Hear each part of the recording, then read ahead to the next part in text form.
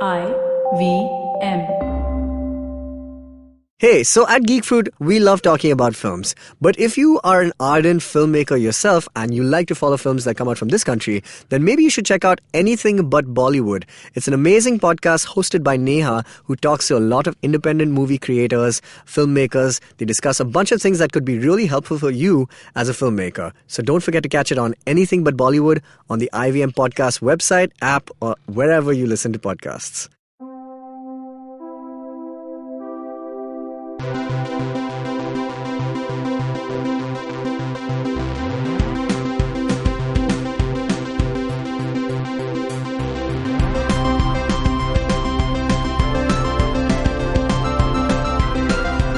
Hello everybody, welcome to another episode of the Geek Fruit Podcast. Today I have with me Dinkar and Jaanam. Hi. Hi. Hello. And it's me, Tejas. And so today's episode is what we're trying to make slightly more consistent, which is once a month we'd like to, look back on the previous and on the times we had on over the times past we month. had. Cue that. I will remember you. Yeah. What a march it was. What a march it was. And it had so much. It was jam-packed, man, with tons of stuff that we actually haven't been able to cover entirely ourselves. There's so much stuff. The start of the year is by March, April, I think, is when the downpour begins. And this year has been particularly good for geeks. In it. Well, we don't know because we haven't watched movies like Tomb Raider, which is why we won't be reviewing it on today's episode. Other movies we're not reviewing. Let's talk about those, just so that you know, right at the outset. I feel like we know what Tomb Raider is like already, more or less. It's not amazing. It's a bad version of the game that came out. Exactly. The reboot. Yes. So, in fact, not everything is essential viewing, though we will obviously watch it before we discuss it further. Also begs the question, will there ever be a video game adaptation, which is amazing? The answer is, it already exists. It's called Mortal Kombat. Go watch it. That is the Go play only... it. Right? No, the movie watch adaptation it. is so lousy, it's amazing. No, it's great. No, that's what I said. Yeah. Coming back, so Tomb Raider we missed. What was the other movie that we missed? Pacific Rim: Uprising. Okay, so let's talk about the Rotten you Tomato watched it? score. I did not. Oh, okay, right. Which is why we're talking about it right now. You watched the Cloverfield Paradox? I did watch the Cloverfield Yes, you Paradox, just which we told can me. talk about in the next Similar in segment. the sense that they're both disconnected sequels. I don't think it's just disconnected. Pacific Rim seems quite a sequel. He's Elba Jr., isn't it? He's Alba Jones, Huh. and basically from the first movie, Mako, who was the co-pilot to Charlie Hunnam's character, who's not there in this movie because I think he was doing something else.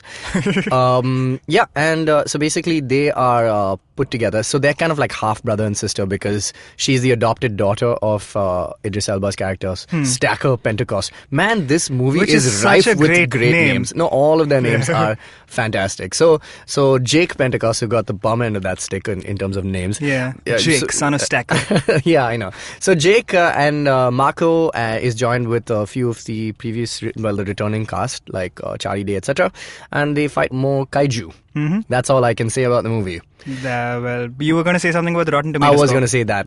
It has a very low, it's not fresh, unfortunately. Give us that number. 44. Youth. Yeah. Why? Not even the answer to the universe. How well and was the everything. first Pacific Rim rated? I feel like everyone loved it, but I loved it. Yeah, so did I. But it didn't have the kind of lasting appeal that most of Let me put it Guillermo's this movies way. have had. Yes. I think it's an equilibrium in the sense that Equilibrium is a great movie, Yeah. which you can rewatch a lot, but it's not like... It's not... It's not standout. Yeah, it's not deep, I want to say, but It's that's not not deep, the right but word. that's yeah. not what they were going for, to begin with. I Exactly. think Guillermo just wanted to make Like, it's Guillermo chilling out. having fun. Yeah, he's Yes. having fun. Exactly. It's a fun Guillermo movie. Yeah, and also this is something that I mentioned earlier when we were doing the summer movie preview review, which was that Pacific Rim sequel, kind of like Westworld, doesn't really need a part 2, I remember you saying that, Yeah. and while I was listening to it, I was like, no, Westworld needs a sequel. I feel like No, Westworld... Westworld is so perfectly done. Like, I'm good. I mean, I saw the trailer for the new one and I'm... The way they built it is good, but I feel like season 1 in a lot of ways was just like setting the stage. Sure, you can look at it that way, but I mean, I'm I okay. will, thank Also, you. like, now that I've thought about it a little bit more, The Incredibles also That doesn't need a sequel. That I agree with. Incredibles doesn't need a sequel. And I'm telling you, man, all these But movies which don't the need a sequel sequel. will come out and it'll be good, unfortunately. Ashiki 2, Ashiki 1 doesn't need a sequel, man. Ashiki 2 was a waste, especially because, I mean... Why do we talk about such bad Bollywood films on this show? I don't understand. And how do I know them at all? Let us read some email. What is the dude who stars in Ashiki 2? I want to say... Aditya Roy Kapoor. There you Aditya go. Roy Kapoor. He's a guy who is in other things now. Yeah. Like what? He's in other movies. I blame Ashiki 2 for introducing, well, not introducing, I but blame- for popularizing Arijit Singh, who is the most generic voice I have heard in What my are you saying? life. I've heard such I can mixed hear- reviews now. He sucks. People love that his voice is like makhan, basically. It's like so smooth. Oh, I'm not saying he has a bad voice. He's Oh. just the most boring sounding dude. Really? I've heard like 50 songs of his and they all sound the same. I will say this. I was on the set for MTV Unplugged Season 3. And I, got to watch that. And he's good, man. He's got some... I'm not saying he's a bad singer. It's just that all his songs are the same. Well, that's because they use him in the same, capacity each and every time. I think Why? he doesn't They mix it up. didn't He used ain't to no do that. JT, man. He's not a Justin Timberlake. I mean, Bollywood guys do it. Like a Sonu Nigam sounds different on like so many Dude, things. Sonu is like he's a living legend. Even if he's lost He's the a plot a little bouse. bit. Yeah, he's a weirdo also. Yeah. Okay.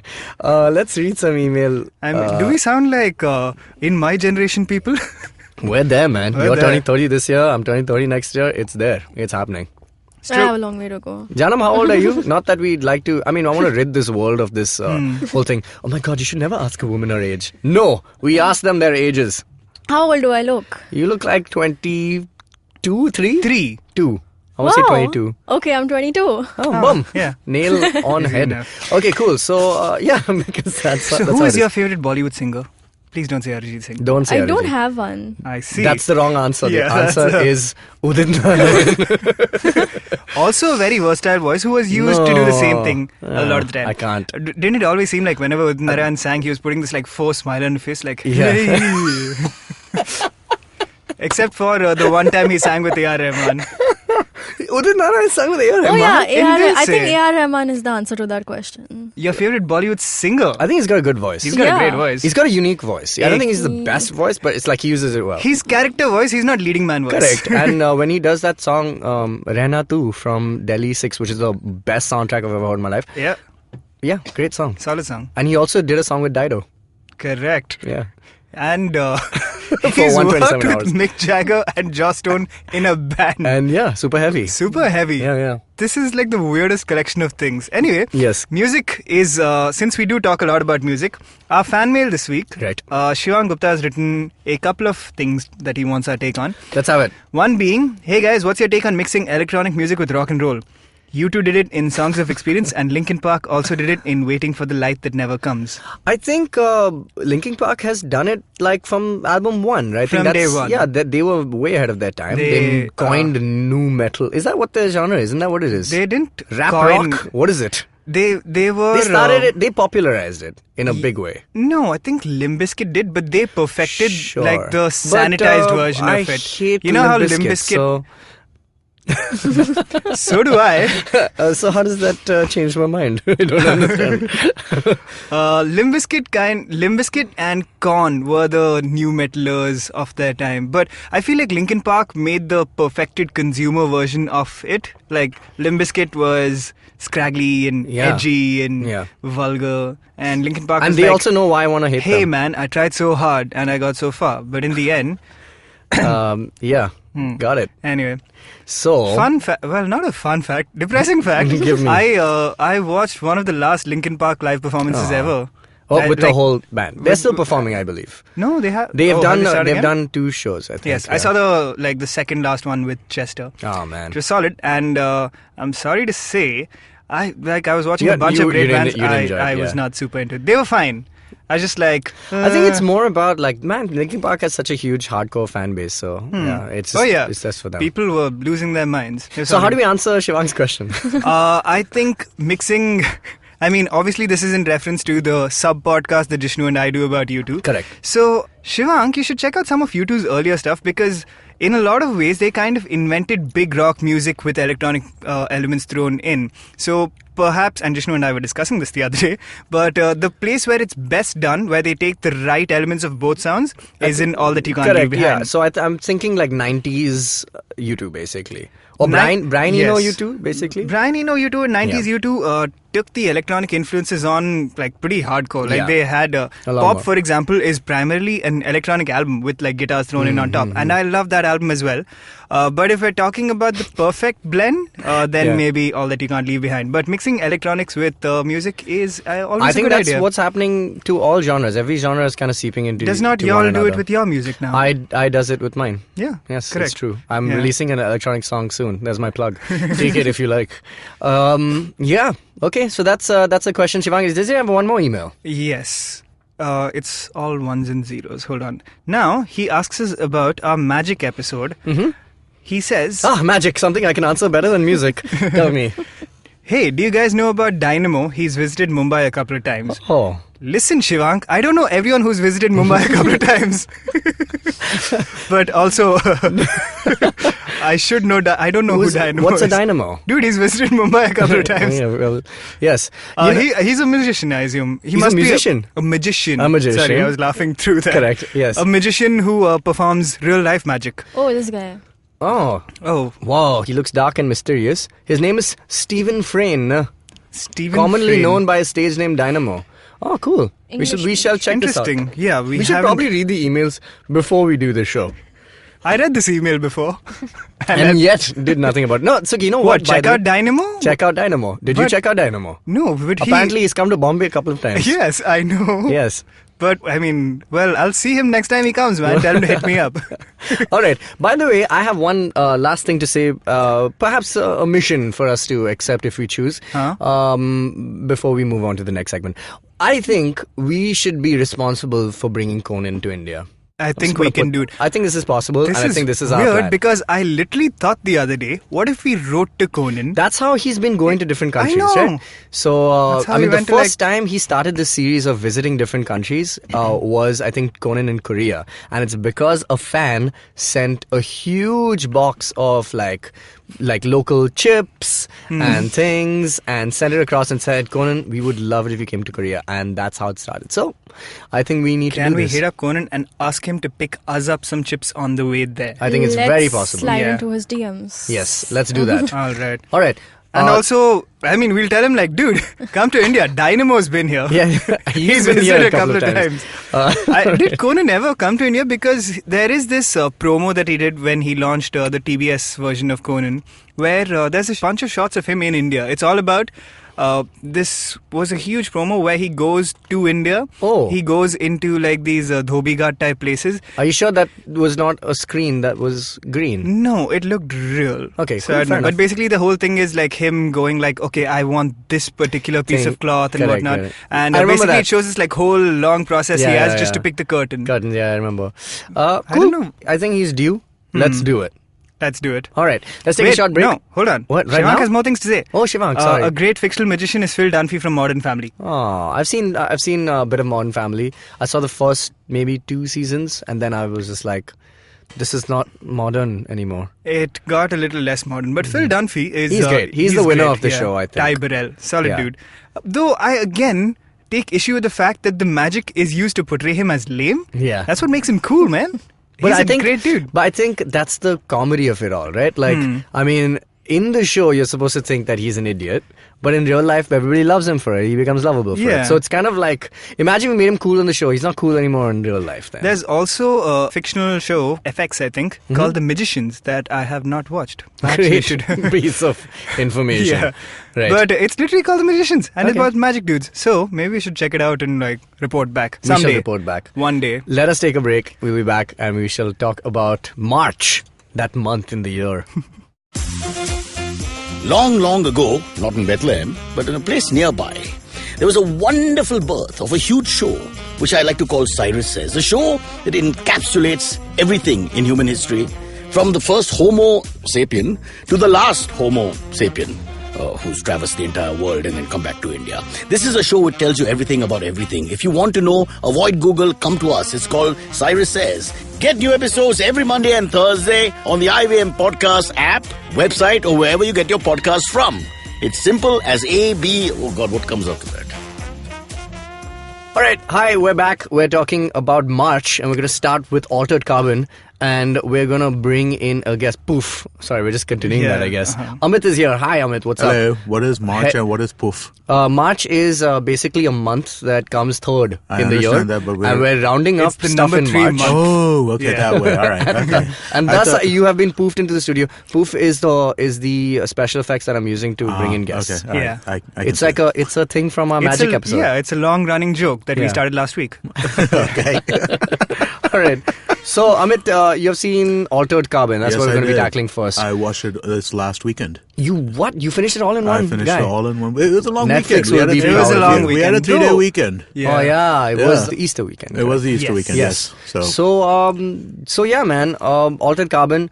I liked what I saw when the trailer dropped, and I approached it, and I saw the first episode and a half, I'd say, and I liked what I saw. I had some issues with it, which we were just talking about earlier. Right. But why don't you give us your Interestingly, your I take? actually I did not like it too much when I saw the trailer because I felt like it looked like Blade Runner plus like That was my 20 issue with other it. things. That So was my issue The with it. trailer had me not caring at all, and So- then when I started watching it, it was much more I interesting. was not a big fan of the trailer either. Oh. Mostly because the trailer actually, not so much Blade Runner, but it felt more...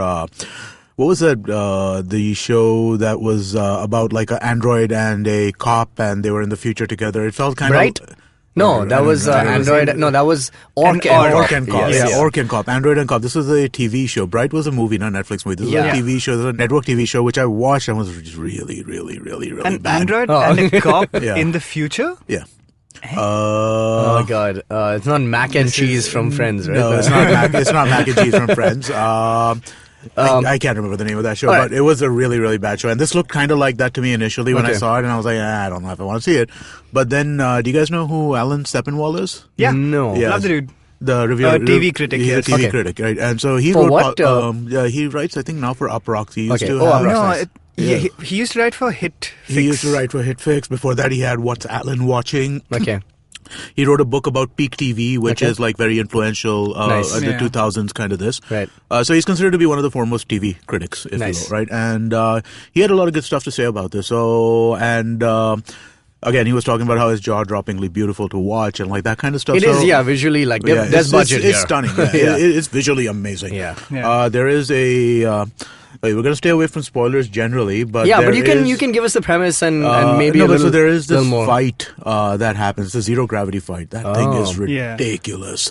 I mean, like, it's just I'm watching that and like my jaw is dropping. When I'm Wow. watching Okay. Cool. that. Cool. Cool. So Which yeah, episode does that happen now? I can watch it till. I think it might have been in episode 4 or 5. Okay, cool. Yeah, it's 2 or definitely 3 not would- 1.5. Okay. Yes, Yeah, definitely. it's- I would have seen yeah, it. Before. I would have it's seen after it. that. But I really enjoyed it. I thought I thought the ideas were more interesting than the execution. I felt like the execution kind of got into this. There's a tendency in sci-fi movies to kind of go this like noir kind of style, right? Right. And that's starting to feel a little tired.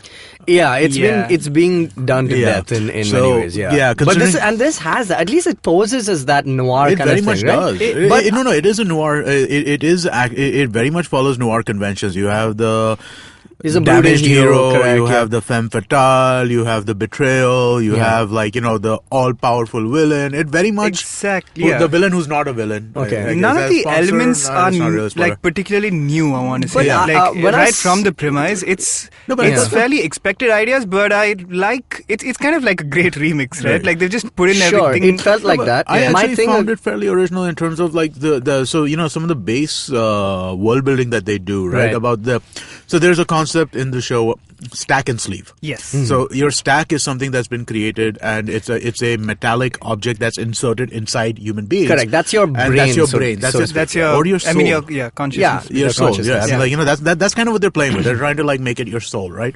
And then there is the sleeve, which is the body, and the sleeves are replaceable. And Yeah. if you're really rich, you can have clones You of can have yourself plenty of created, sleeves, and you yeah. can have lots of sleeves, and you can have multiple sleeves of different type, and you can go into different sleeves of depending on what you want to do. Yeah, And, fair enough. So there are a lot of different kind of this.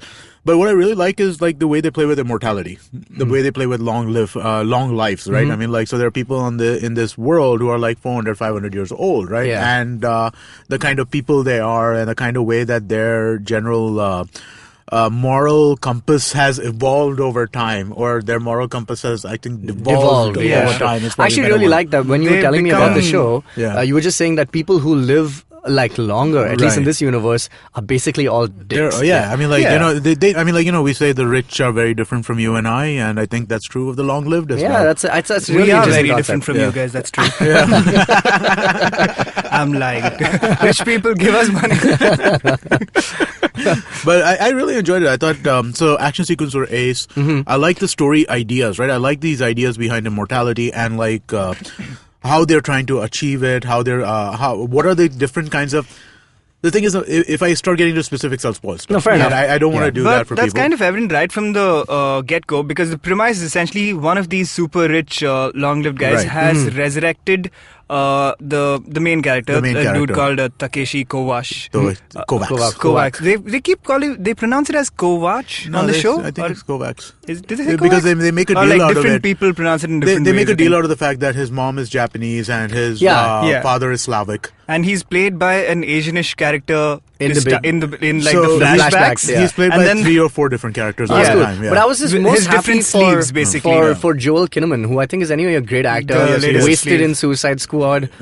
He did was have that d- great line about Katana's sword.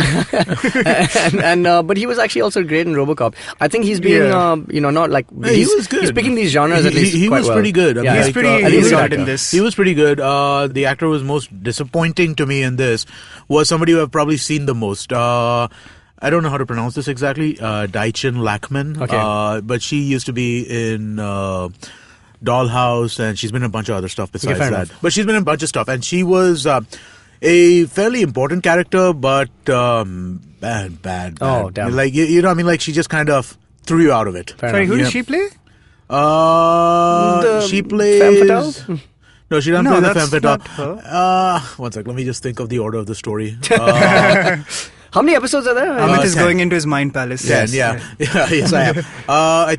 She plays his sister. Okay. fair enough. Oh, okay. She plays Takeshi Kovacs. Spoilers, Amit. Jesus. Yeah. No. So we find out she's a sister first in the very early Oh part. wait, this could have been a spoiler. Well, but you know, the fact that I said that she's an important character is kind of a spoiler. Okay, fair enough. Yeah. She's also in Agents of S.H.I.E.L.D.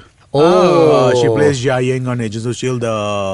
That, Jishnu somewhere right now in the world is. Oh, okay. just- She's that. is- She's the nutty woman who is the mother of the main character.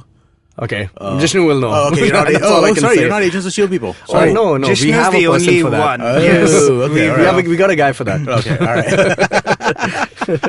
All right. But yeah, like, so to get back to the premise, what I was saying was a lot of it seems to be about exploring how the rich people live, because like they've got literally strata of society, because the higher up you go, the richer people get and the nicer things become. So the dude, the main rich guy Right, in our yeah. case, has He resurrected. looks like a villain. Yeah. He's resurrected an envoy who is basically like some kind of special operative he's assassin like a, type thing from the a past. dude. Yes. I cannot answer without spoiling. Oh my I gosh. see. Okay, cool.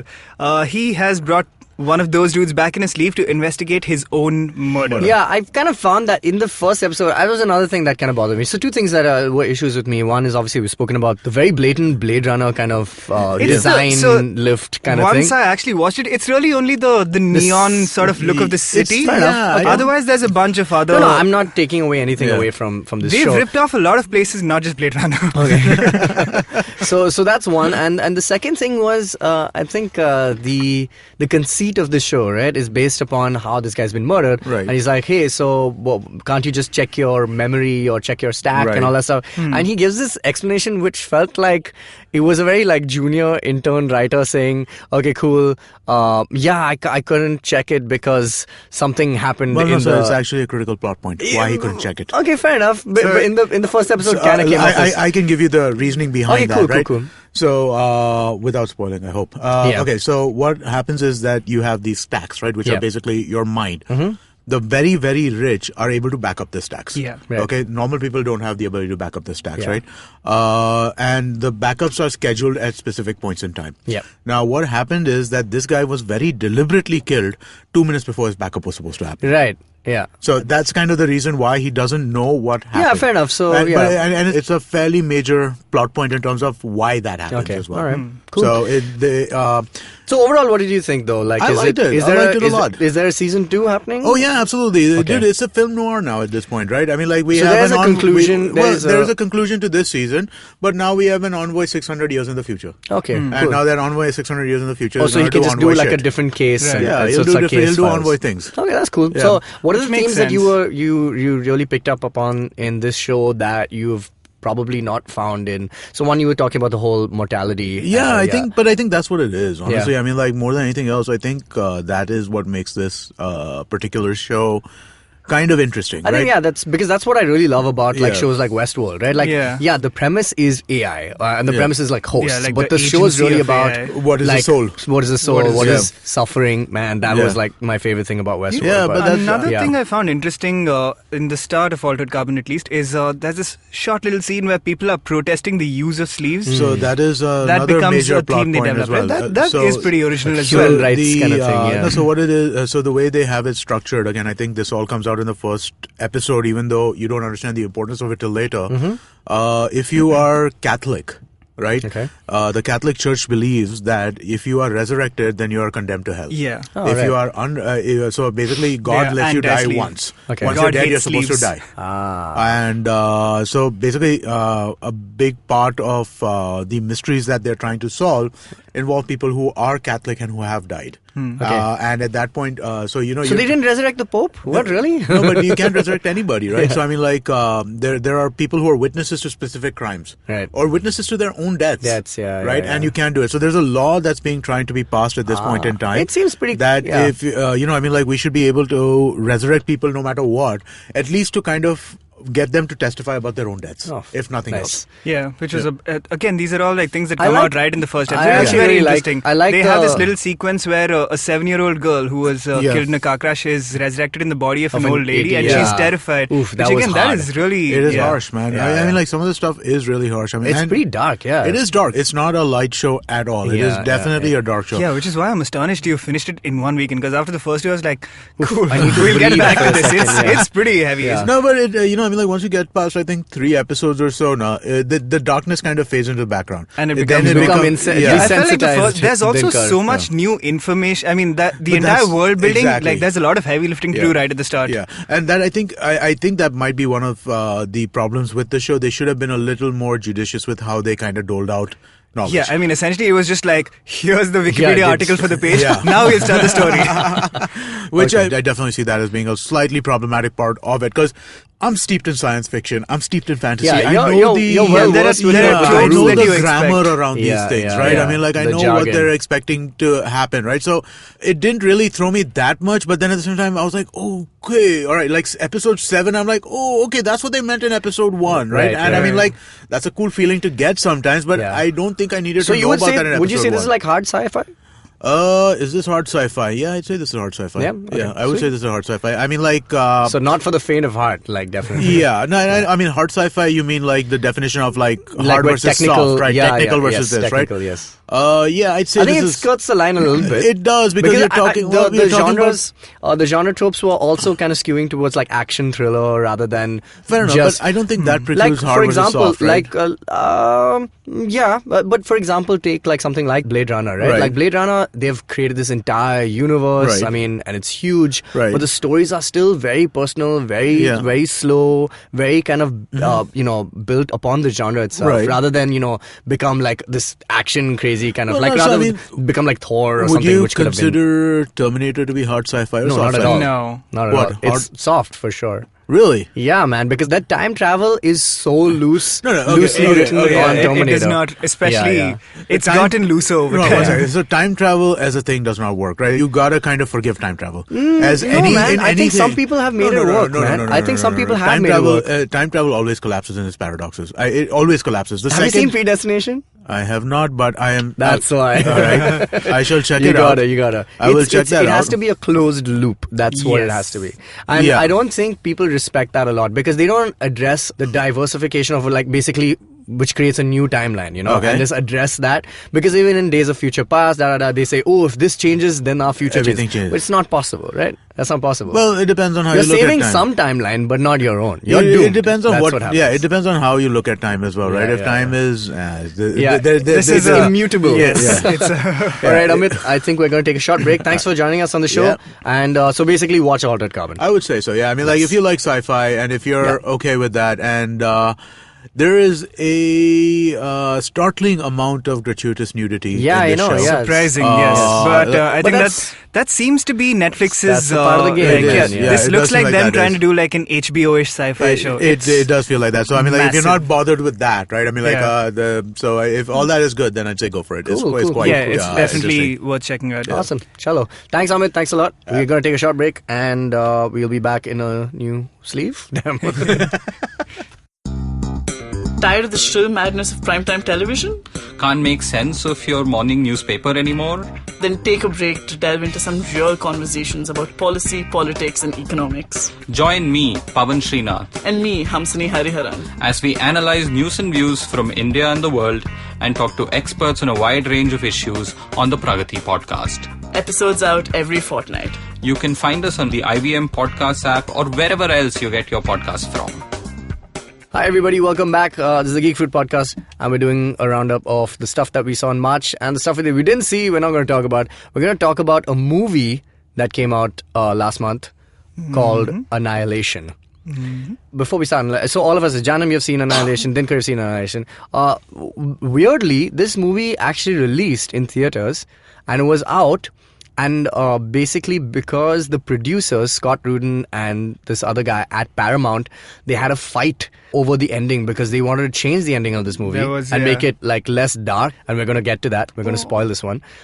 They kind of had a fight about that. And then there was a shift of like basically the structuring of Paramount's executives. So that changed. And because of that, Netflix kind of bought it and it was basically sold to Netflix. And that's why it appeared for distribution so easily, like just literally weeks after it released. And not because they just needed a run in the theaters. It was actually quite a big deal. I did not know So this. the Yeah, ending yeah, that we yeah. saw was The original one that was intended, okay, which is good. which was dark. Yeah, okay. So That's Alex satisfying. Garland, And what is this sanitized ending? I have no idea, but I think Oh, we can okay. surmise what might have happened. So we can talk about that. But just before we start, this movie is directed and written by Alex Garland.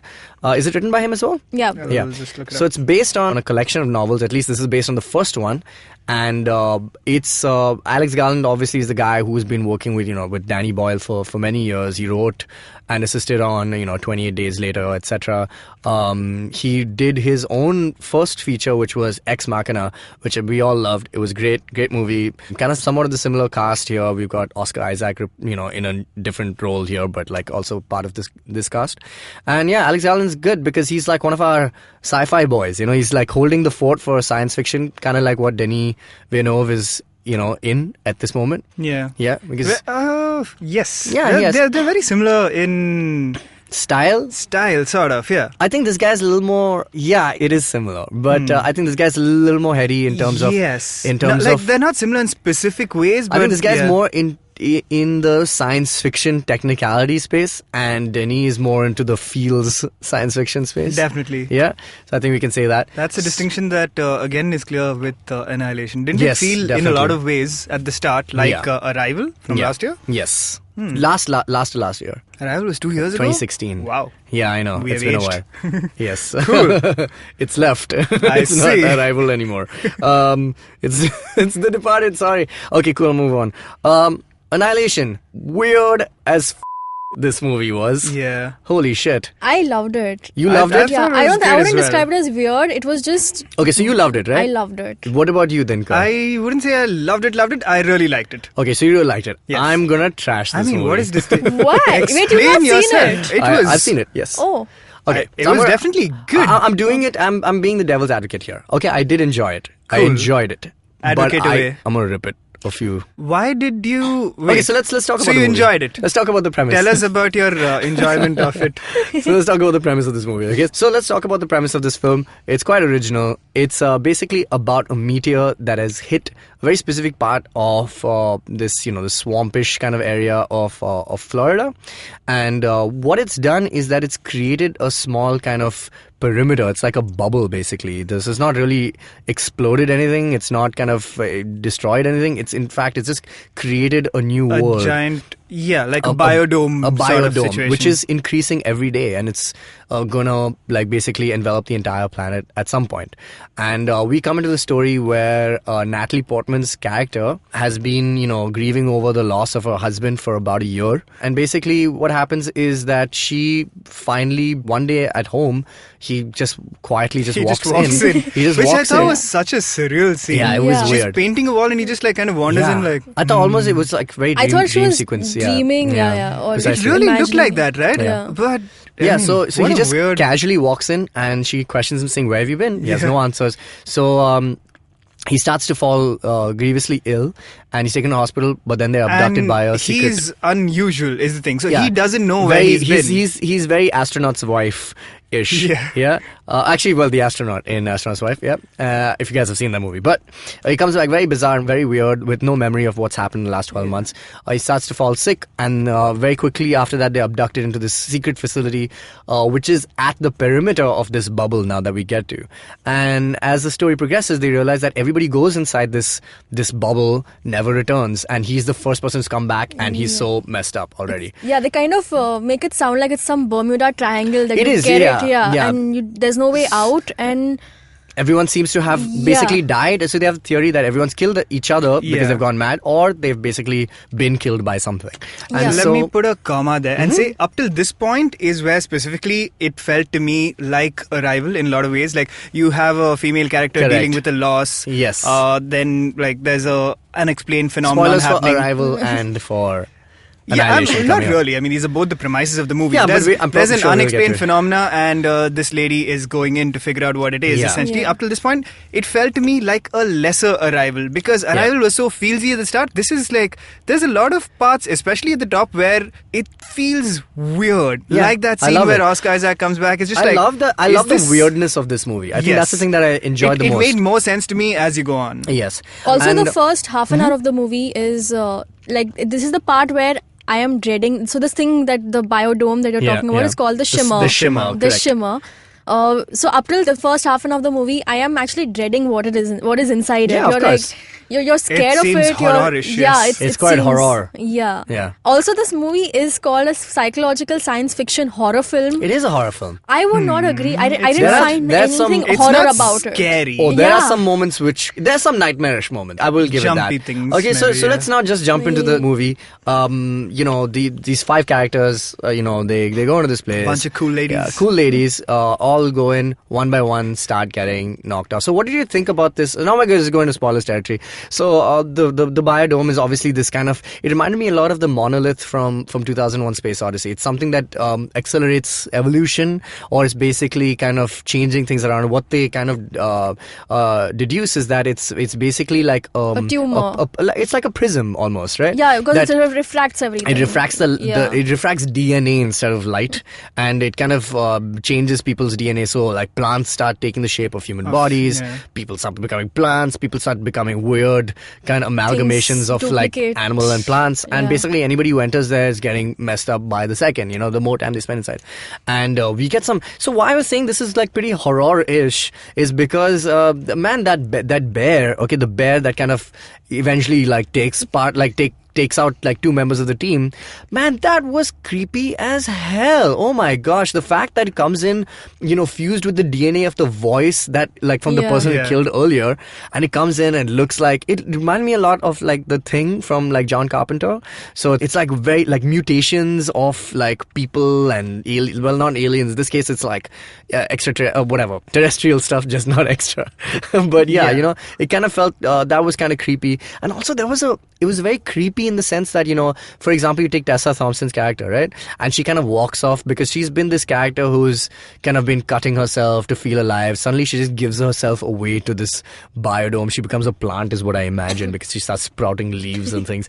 It's just whack, right? Yeah. And now as this movie was continuing, I kept thinking about the themes that they're trying to elicit, right? They're talking about, it just happens to be both, okay? She is also a military person and she's also like a biologist, so that was a big convenience to the film, but whatever, I'll accept it. And the fact that, they keep talking about the DNA and this, the splitting of the gene or this and the duplication of people and everything like that. And I was like, what is the theme that they're going for, right? Like, what is it about? Like in Arrival, why I love Arrival is that the whole movie's about, it's not really about aliens at all. It's about language. It's about communication. And I thought that was the basis of that movie. This one, I kept trying to find what is this movie about, and it kept failing me as I got closer to the end. And once the movie concluded, I was like, wait, what the did I just watch? I was just like, this did not give me any answers, and we can decide now what the ending is. Let's talk about the ending. So what did you guys think about the ending, which was so crazy?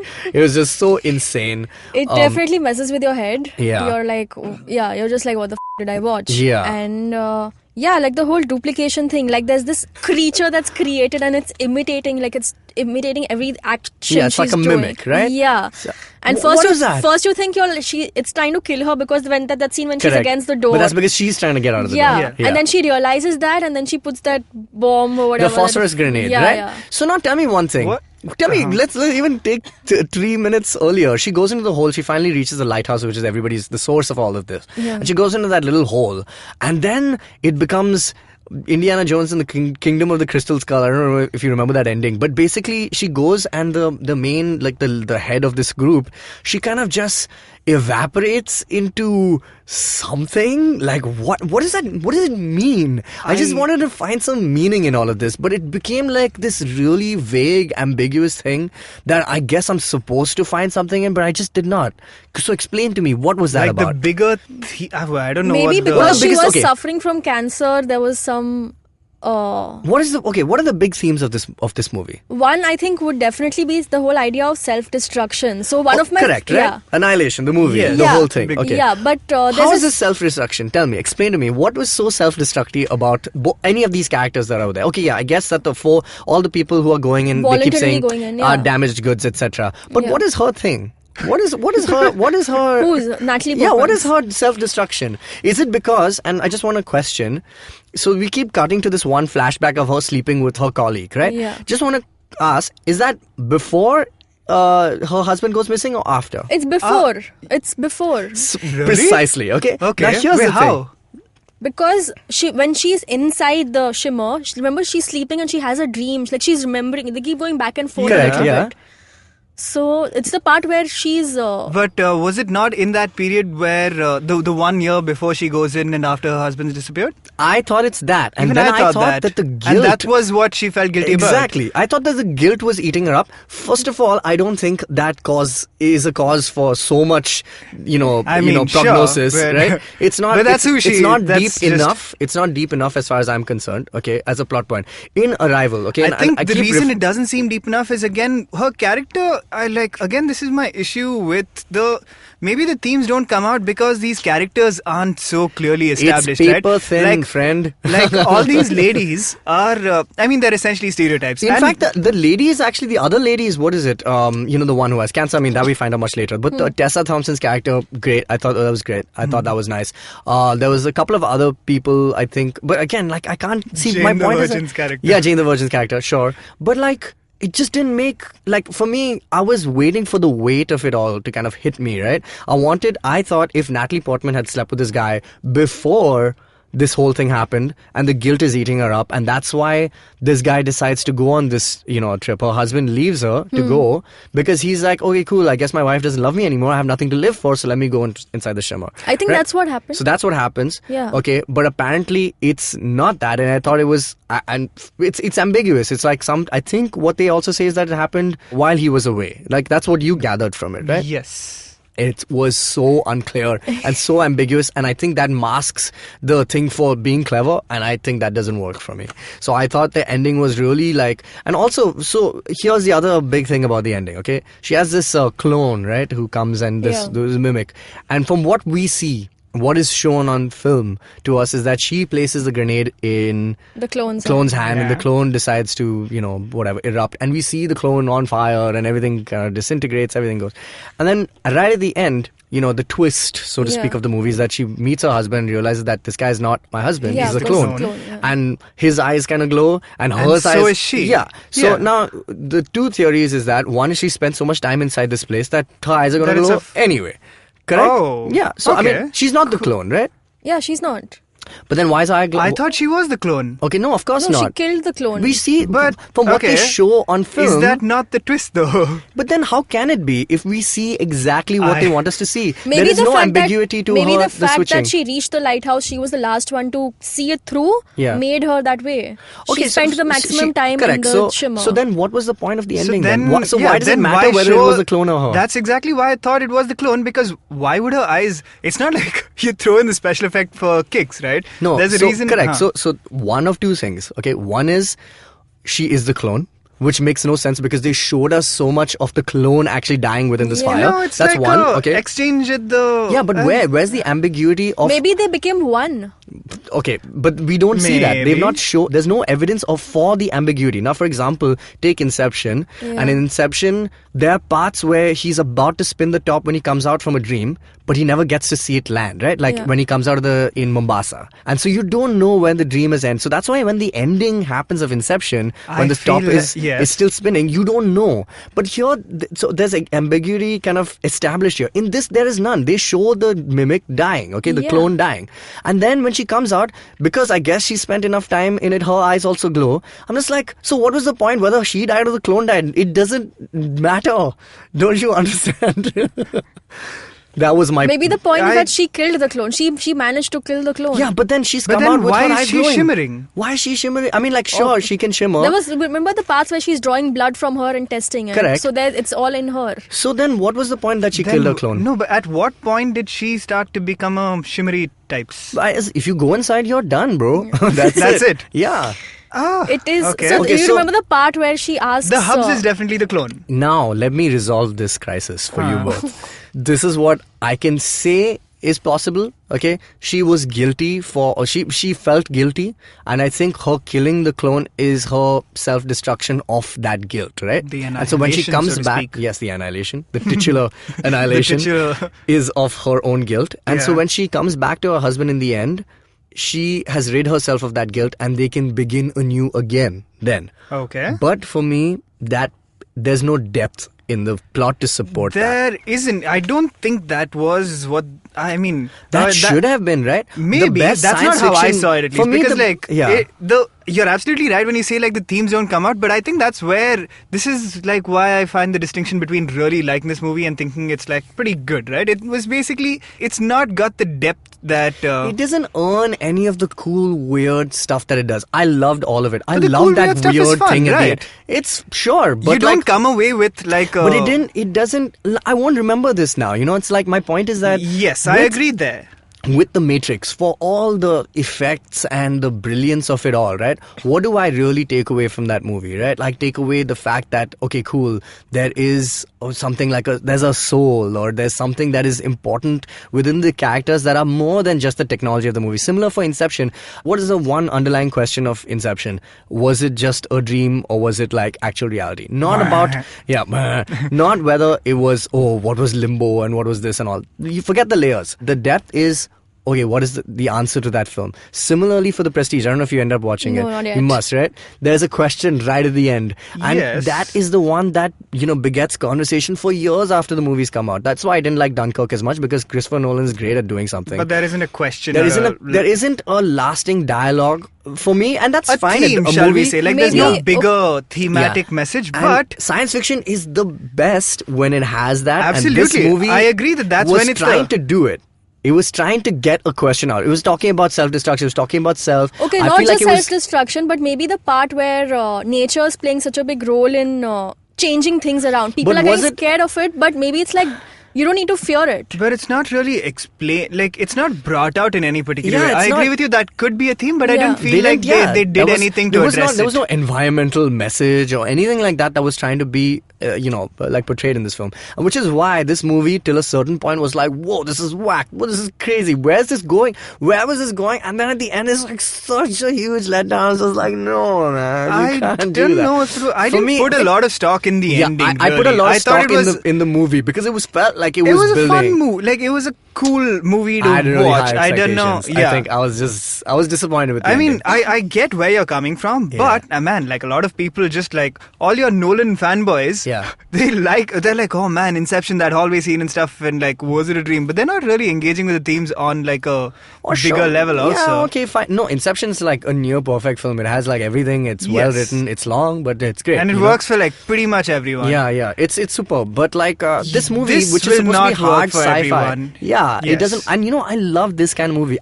Trust me, I want to love this movie so badly because Ex Machina, superb, man. Such a good film. It's got everything. In terms of like the dialogue between AI and real life and all that stuff. It's there. But this movie just kind of it grabbed me with the ideas that what is self-destruction, what is like people who just harm themselves for no reason at all because they just want to feel alive, things like that. And like I felt like the conclusion needed to have something that would tell me something more, like Westworld or any of these movies, and this one just failed because it relied on the vagueness of the plot to kind of make it seem cleverer than it really is. I don't know, man. I didn't really think. And that's my. You're right. There are maybe it doesn't earn like especially the thematic importance that a lot of people are giving it. Yeah, you're right there, but I didn't really concern myself with it too much. I was just like, this is fine. Like, for example, another movie which does the same thing, Looper. Actually, Looper is dumb. How does Looper do it? Well, Looper is trying to say something. I mean, I don't know if it was trying. I can't even remember because I just saw it once or twice. But I know, but like it was trying to do something cool with science fiction, time travel, and all that stuff. And in the end, it was just like it was such an easy kind of. I know, but Looper had like issues throughout the film. It's not like at the end you got. Yeah, exactly. It just has different issues. I mean, first of all, Jogs and Bruce Willis are not the same guy 10 years apart or whatever. He did a really good job. They did it. Yeah, he bridge did that gap. I feel like, so basically Joseph Gordon-Levitt did a solid Bruce Willis because Bruce Willis was like, I'm not changing my thing. You change your thing, man. Yeah, exactly. Yeah, anyway. Sorry. Right. Those are my thoughts. Sorry, guys. Things to unpack here. But so basically, if we want to... I mean, if people have listened up to this point, you've essentially already seen Annihilation, but it's not for everyone, maybe. I feel like go in with 100% with tempered expectations, you'll be fine. It's not a bad movie by any stretch. It's good. Oh, it's not. It's got some good ideas, but it doesn't see them through. And some good executions. And the weirdness of it is the very attraction. Cool. Yeah. And also, let me tell you, all of it is not weird and creepy. Like the part where they enter the shimmer, it's beautiful. The way they've shown it. It's great. I think, all the mutations and the plants. It's so just that whole saturated kind of vibe. I liked it. Yeah, it was good. It's good. It just didn't live up to all of I that. I didn't watch this movie with any expectation. I agree with you, but I don't feel disappointed by it, and you feel disappointed by it. Is essentially it. Yeah. All right, cool. That's our episode. We're going to, talk about some other stuff in March maybe that we missed out, and we'll catch up on those guys later on. There is a lot of things. There are a lot of things. But for now, if you have any thoughts, actually tell us about the stuff we didn't cover. Like tell us about an uprising and whatnot. Yeah, tell us about fans. How those movies were, and maybe we can discuss them later on when they come out on legal Blu-ray print that we can purchase. And email us, contactgeekfruit@gmail.com. You can find us on social media at GeekFruitHQ on Twitter, Facebook and Instagram. And thanks guys. Thanks Jaanam. Thanks Dinkar. You're welcome. And we shall see you guys next week. Bye-bye. You nerds. You're nerds.